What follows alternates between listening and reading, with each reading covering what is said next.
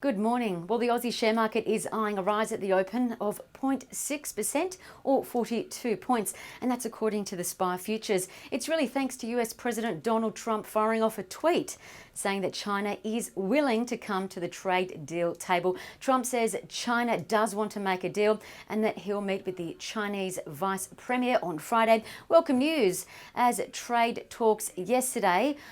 Trade talk hopes blew hot and cold.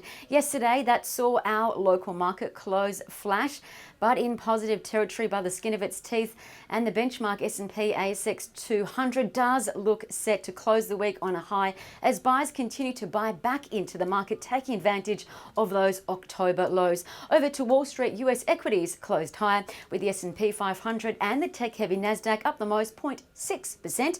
Financial heavyweights like Morgan Stanley, Goldman Sachs and JP Morgan all rose over 1% each. Apple's stock or shares were up more than that, 1.6%, while construction equipment company Caterpillar, their shares jumped 2.7% on trade hopes. Over in Europe, their markets also rallied, with the European 600 top stocks rising 0.6 or 0.8% rather, with trade-sensitive sectors like autos and basic resources leading the gains. Adding to that, the UK Prime Minister Boris Johnson and his Irish counterpart say that they're now seeing a pathway for a possible Brexit deal.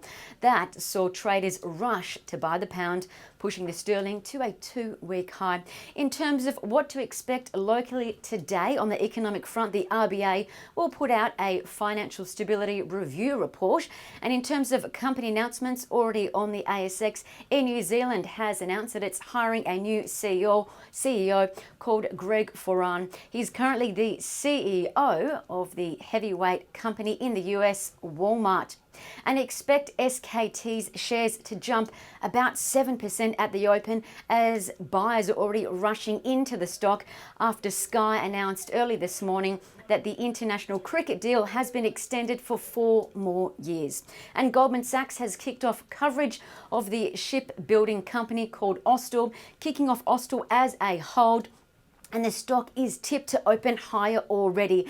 It's already suggesting a rise of 1.9% at the open. The stock has already had a stellar run. It's up over 110% year to date.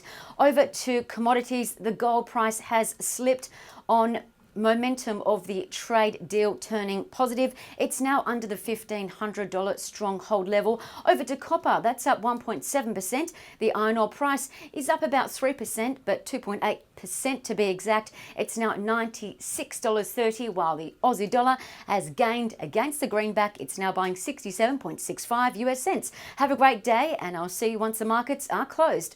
Happy trading.